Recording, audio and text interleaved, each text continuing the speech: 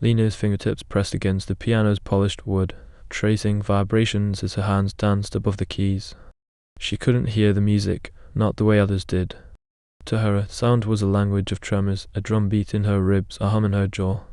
Her studio, a cluttered attic in downtown Montreal, pulsed with the rhythms of her latest composition. Sheet music lay scattered like fallen leaves, scribbled with notes only she understood. Bass C feels like thunder, high E, spiderwebs on skin. Outside, the city buzzed with the complacency of a world that thought itself unbreakable. News hollers flickered in calf chirping about humanity's newest space station or the latest AI chef.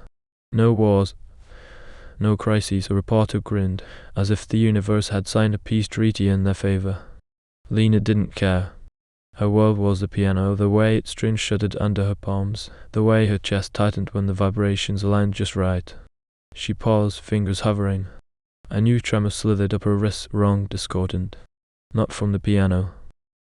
The air itself seemed to quiver, rattling the loose screws in the floorboards. Across the street, car alarms yelped. Glass skyscrapers shivered in their frames.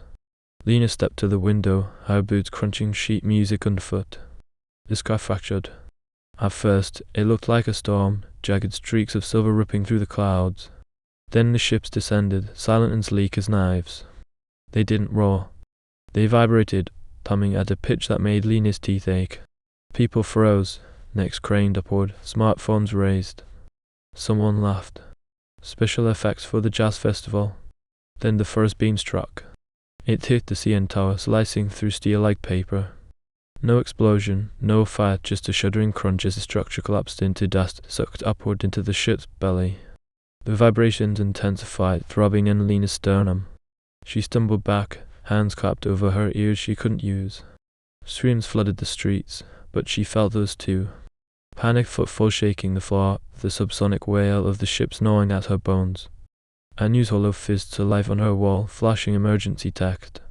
Unidentified craft, global attack. Seek shelter.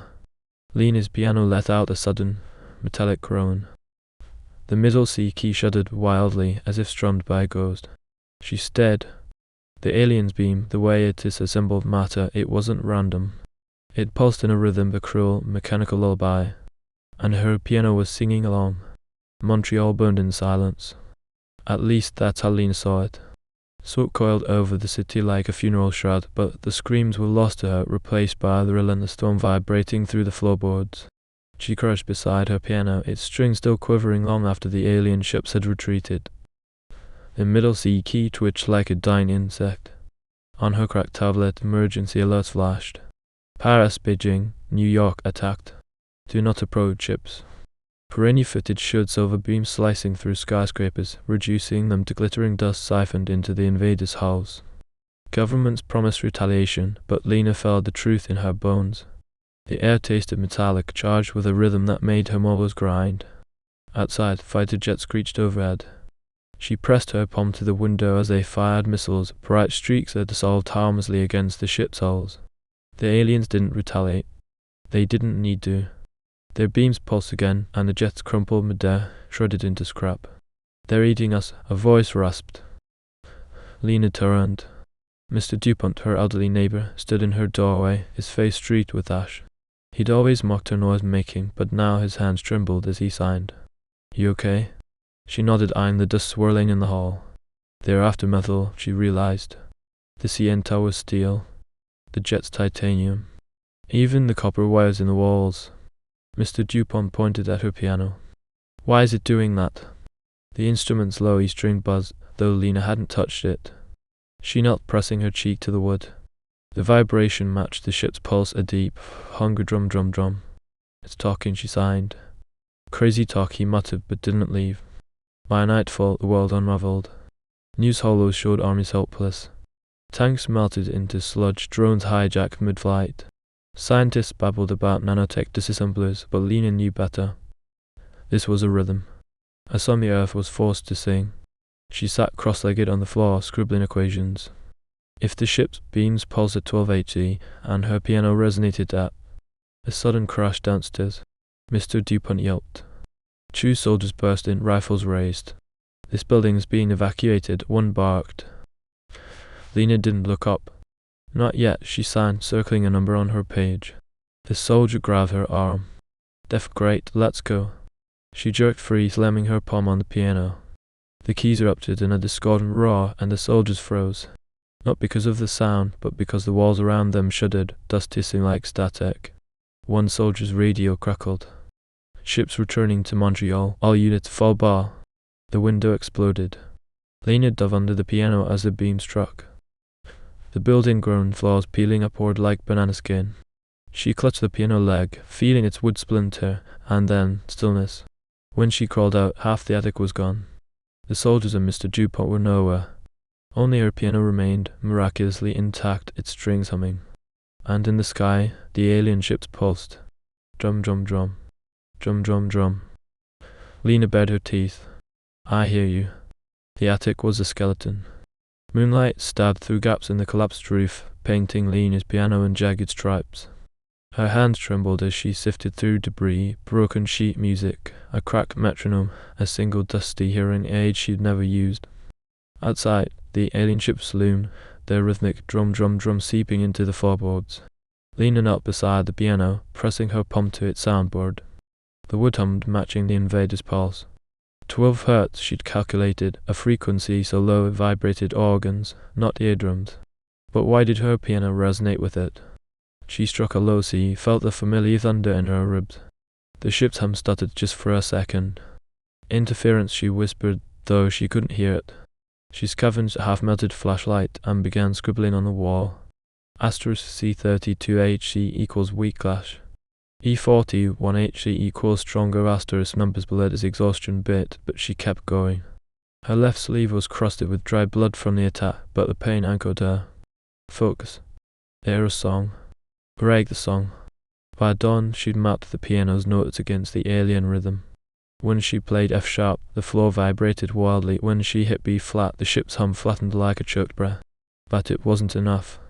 The piano's range was too narrow, its vibrations too small. A new tremor split the air, sharper, closer. Lena peered out the shattered window. A drone, no larger than a car, hovered above the street. Its hull shimmered like liquid mercury, pulsing in time with the mothership. Scout, she guessed. Looking for more metal. It pivoted toward her attic. She ducked, heart hammering. The drone's beam hissed as it vaporized the lamppost below. Think. Her eyes darted to the piano. If sound could disrupt the ships. Lena lunged for the keys, slamming a dissonant chord C and F sharp, a clash that vibrated like grinding bones. The drone jerked, its beam sputtering. She played louder, elbows hammering the keys.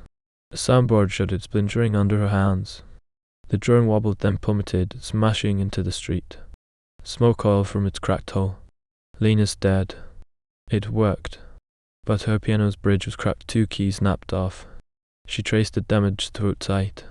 Without it, she had no weapon. No voice. Then she noticed the drone's carcass. Its core glowed faintly, a sphere of swirling silver. She climbed down, glass crunching underfoot, and pried it loose. The metal was warm, vibrating at 12 HC. Back in the attic, she placed the sphere inside the piano. The strings quivered, amplifying its pulse. Lena struck a key, and the sound boomed, shaking dust from the rafters.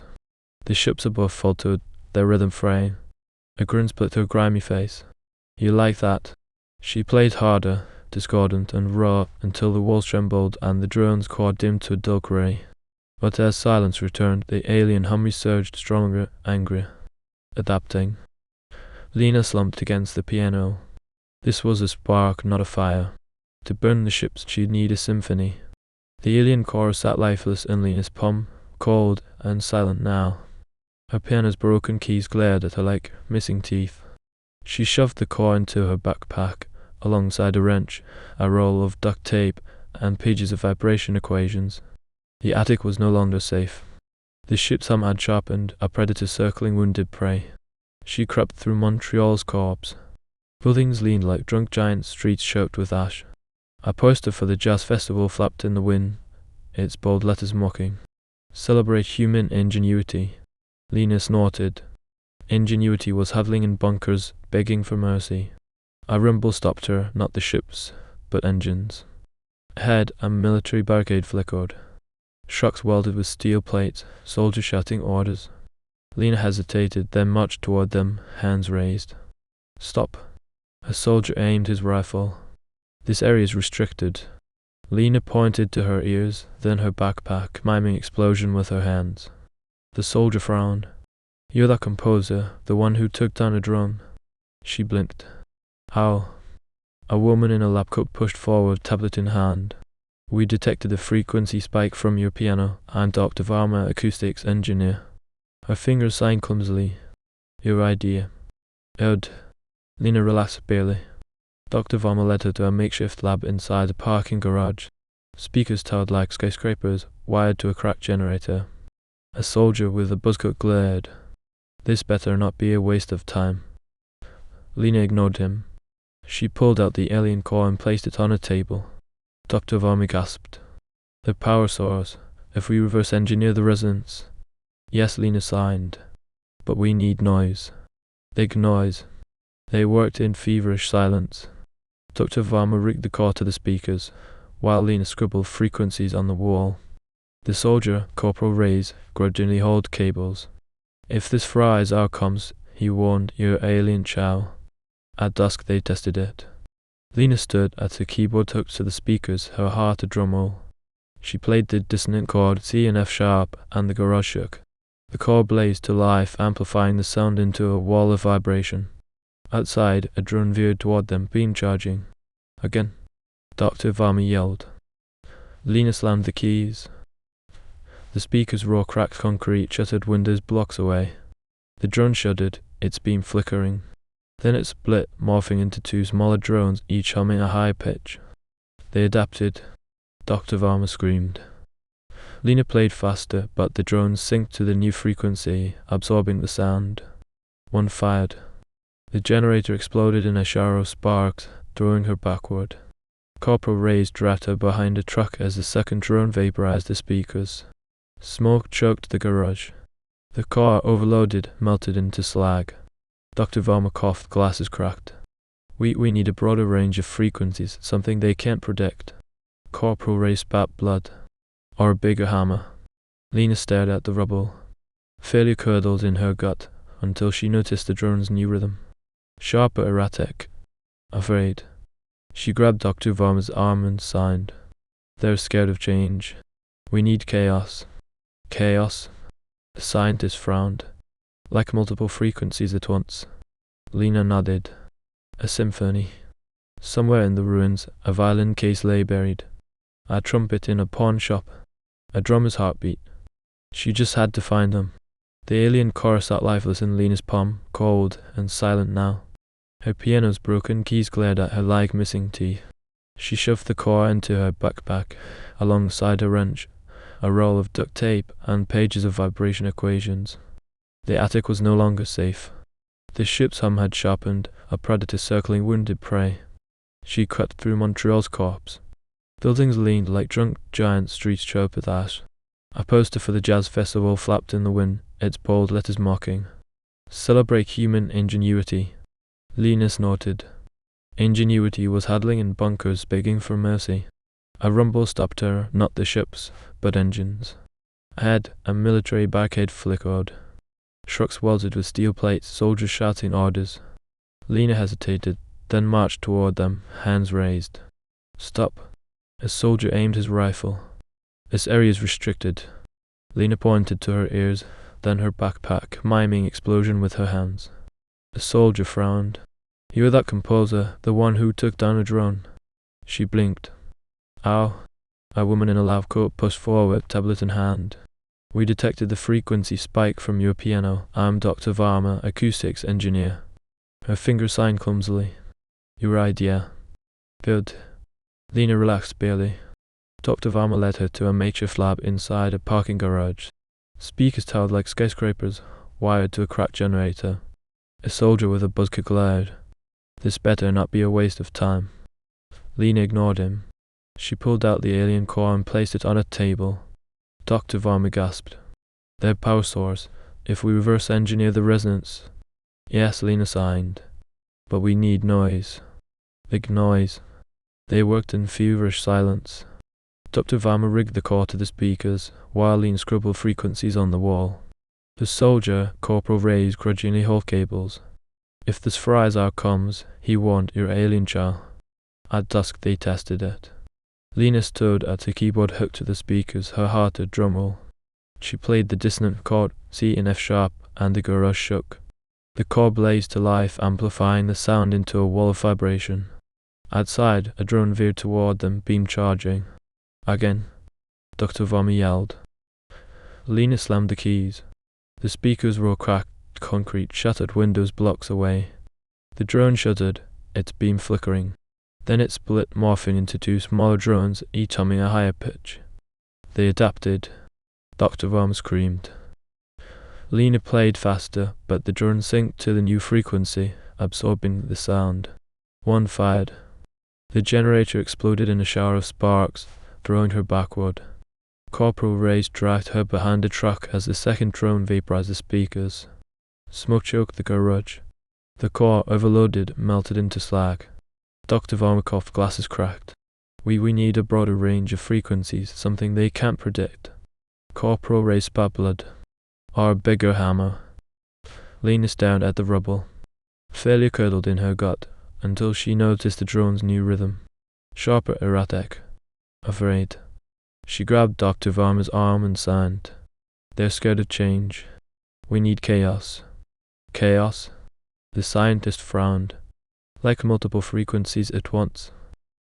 Lena nodded. A symphony. Somewhere in the ruins, a violin case lay buried. A trumpet in a pawn shop.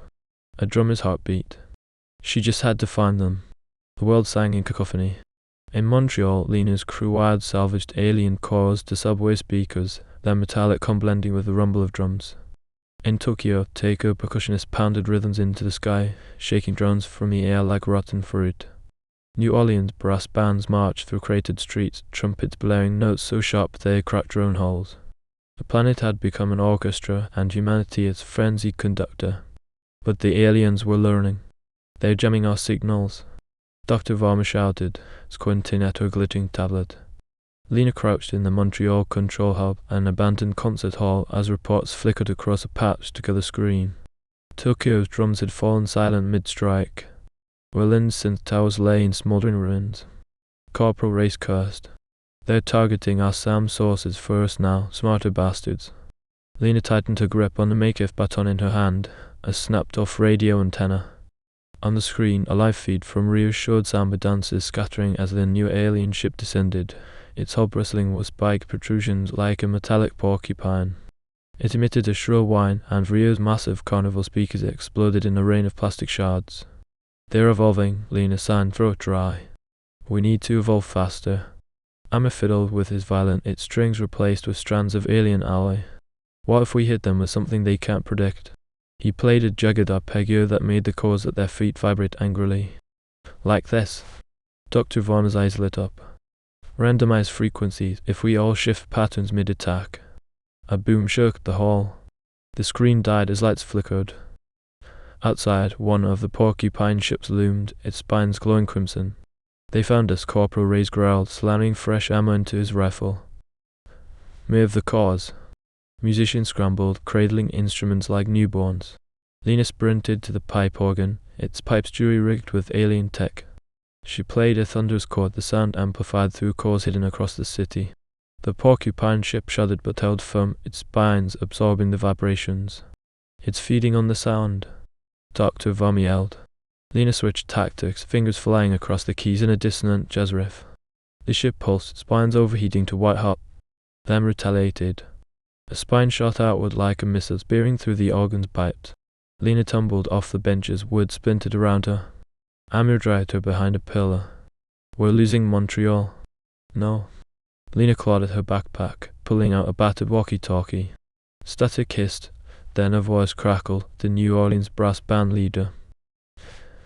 Eid, we got a monster here. Lena smashed the talk button and played her violin into it. The screeching note echoed through radios worldwide. In Rio, surviving drummers pounded to her rhythm.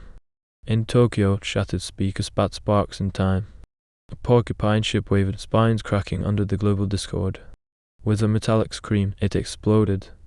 Shears erupted across continents, transmitted through Lena's walkie. But as smoke cleared, the mothership above Montreal began to change. Its smooth surface bubbled, forming a massive, gaping maw, a sonic black hole ready to swallow the noise hole. Lena stared at the abyss above. "You want our song?" She raised her baton. "We'll give you a scream." The mothership's maw yawned above Montreal, a swelling vortex of silence that devoured sound. Lena's skin prickled as the air itself seemed to fray, vibrations smothered before they reached her. On the cracked concert hall stage, Dr. Varma frantically adjusted dials on their last functioning core. "It's sucking our frequencies dry. We need louder." "Louder isn't enough," Lena sighed.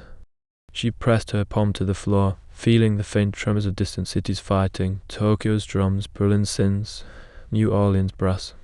Each pulse was muffled like a heartbeat under pillows. The world's symphony was drowning. Corporal Ray's tossed a walkie-talkie to her. "You removed Maestro." Lena gripped the device, transmitting a single note through it. A screeching violin cry. In Rio, a drummer pounded back. In Mumbai, a sitar wailed. The walkie buzzed with chaotic noise, each city's defiance stitching into a ragged tapestry. The mothership shuddered, its maw rippling, but didn't break. "It's working." Amir yelled, though Lena saw the truth in his trembling burr. The ship was adapting, its vortex spinning faster, hungrier. Then the first core exploded. A blast of heat knocked Lena sideways as Montreal subway speakers erupted in flames. Screams echoed through the hall. Dr. Varma's tablet flashed red. "Core overload, Tokyo offline." "Berlin offline." "They're burning out." Dr. Varma coughed. "We're losing the network." Lena crawled to the shuttered window. Below, the St. Lawrence River churned, its currents thrashing against the docks. She remembered her childhood, lying on a pier, feeling the water's primal rumble through the wood. Earth's own frequency. She grabbed Dr. Varma's arm. "The river. The fault lines. Use them." The scientist's eyes widened. "Natural resonance, but how?" "We play with the planet." Lena pointed to the surviving cores. "Redirect them. Amplify the earth." They worked in frantic silence. Corporal Ray's hauled cores to the riverbank, wiring them to dredging equipment. Amir and the musicians followed, instruments in hand. The mothership's vortex deepened, silence gnawing at Lena's bones. "Ready!" Dr. Varma shouted, sweat dripping onto her cracked glasses. Lena raised her baton. The river struck first. Cores amplified its currents, sending subsonic roars through the bedrock. Skyscrapers trembled. And the musicians joined, violins screeching, drums pounding, keyters shrieking, all harmonizing with the earth's raw growl. The mothership convulsed, its maw flickering. "War!" Dr. Varma screamed. Lena leaped onto a rusted cargo container, stamping her boots in rhythm. The dock plates clanged, ringing like gongs. Amir mirrored her, jumping until his sneakers tore. Soon, soldiers and survivors joined, stomping, clapping, hammering the earth into the chorus. The vortex cracked. With a metallic howl, the mothership's core ignited, its maw collapsing inward. The shockwave blew out Lena's eardrums, not that it mattered. She felt it. A crushing pressure, then release, as the ship imploded into a million silver shards. Silence. Then the world erupted in vibrations too fierce to name. Rivers roared. People stomped. Musicians played off-key and laughing. Lena slumped against the container, her ribs bruised from the storm of sound. Dr. Varma hugged her, shouting words Lena didn't need to hear. Amir collapsed nearby, grinning through tears. Even Corporal Ray's nodded, grudging respect in his eyes. But as the celebrations pulsed around her, Lena felt a new tremor, deeper, older, worming up from the earth. A frequency like crumbling stars. She clutched her chest where the rhythm lingered. Not over. The city threw a funeral for its own survival. Montreal survivors danced in the ashes, beating alien scrap into drums, laughing through tear-streaked faces. Lena stood atop the rubble of the concert hall, watching as Corporal Ray's hoisted Amir onto his shoulders. The boy's violin sang a wobbly victory tune, but Lena's chest tightened. The ground still hummed, not with celebration, but with a slow, sickening pulse. Dun-dun, dun-dun, like a dying heart. Dr. Varma limped to her side, bandages peeking under her sleeves. "They're calling you the conductor of Earth," she shouted over the noise, handing Lena a dented canteen. "You should celebrate." Lena shook her head. She pressed Dr. Varma's palm to the cracked concrete. Feel that? The scientist frowned. Residual vibrations from the cores. Deeper. They crouched, and Lena guided her fingers to trace the rhythm. Dr. Varma's eyes narrowed. Seismic activity, maybe aftershocks. No. Lena plucked a shard of the mothership's hull from the debris. Its silver surface, cold and dead moments ago, now throbbed faintly. She pressed it to Dr. Varma's wrist. It's alive. Not alive. Calling. In the distance, a cheer erupted as kids kicked a melted alien drone like a soccer ball. Lena envied their ignorance. She pocketed the shard and signed, "Need to check the river." The St. Lawrence's currents had calmed, but Lena's boots sank into sludge that buzzed like static. She knelt, plunging her hands into the water. The vibration here was stronger, a click-click-click burrowing into her joints. Dr. Varma scanned the riverbed with a Geiger counter. No radiation, but there's a magnetic anomaly downstream. They found it under a collapsed bridge, a chunk of the mothership's core half buried in silt. Its surface was etched with jagged symbols that shimmered when Lena touched them. A map? Dr. Varma whispered. Or a message? Both. Lena traced the symbols. They reminded her of sheet music, notes connected by violent angular lines. But instead of sound, they charted distance. Light years. Corporal Reyes found them hours later, his uniform smeared with soot. People are asking for you. They want a speech or something. Lena handed him the core fragment. We didn't win. We answered a phone call. He squinted at the etchings. Looks like my ex's grocery list. It's a star map. This ship was a scout. The words hung in the air heavier than the mothership's wreckage. Dr. Varma paled. If this was just the advance party. A shout interrupted them. Amy sprinted toward the riverbank, pointing skyward. The stars, look. Above them the night sky flickered.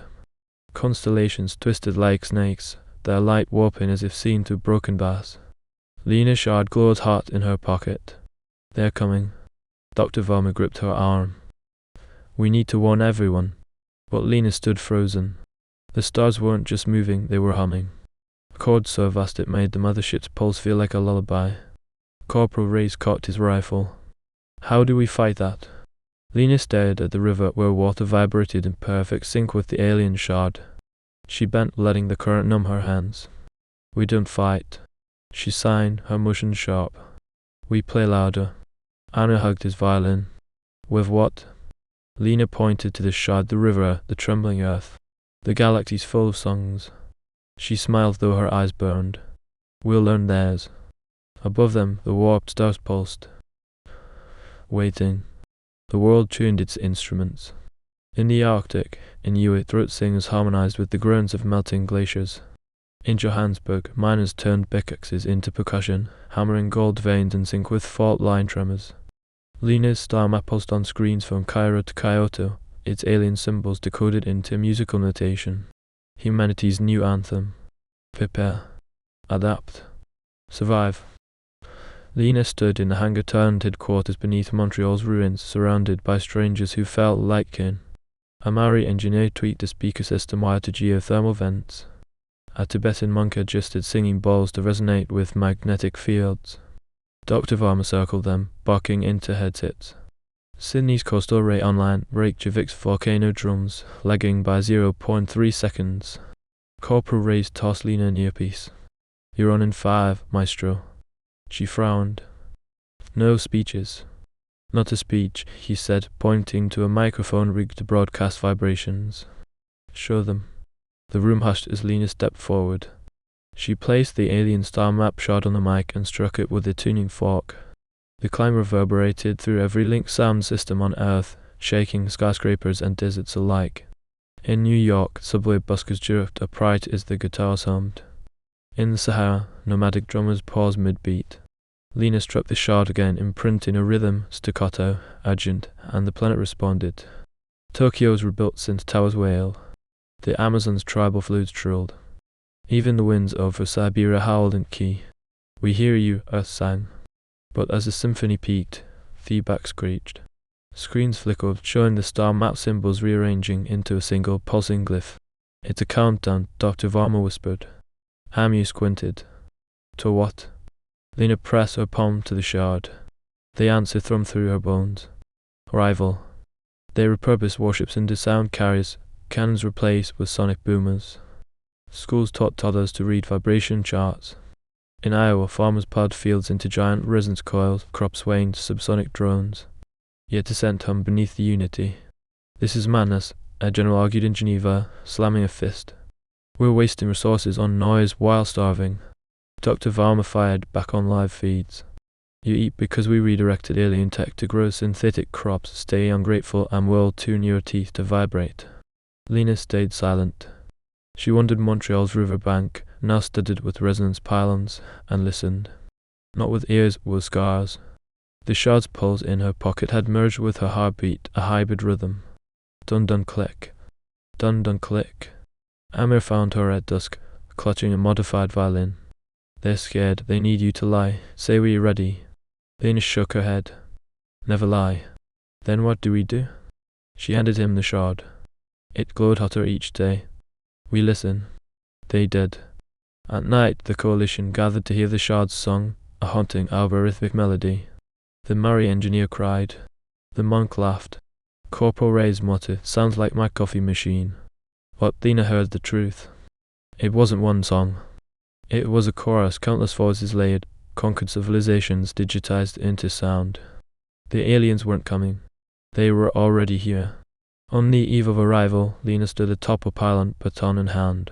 The stars riot, their light bending around something vast. Dr. Varma adjusted her headset. "All systems primed, what's the play?" Lena raised her baton not to conduct, but to surrender. She played the shard's song, note for note, through Earth's amplifiers. The sky split. A ship descended, not of silver, but of shifting colors, a living kaleidoscope. It sang back, matching Lena's melody. Corporal Reyes aimed his rifle.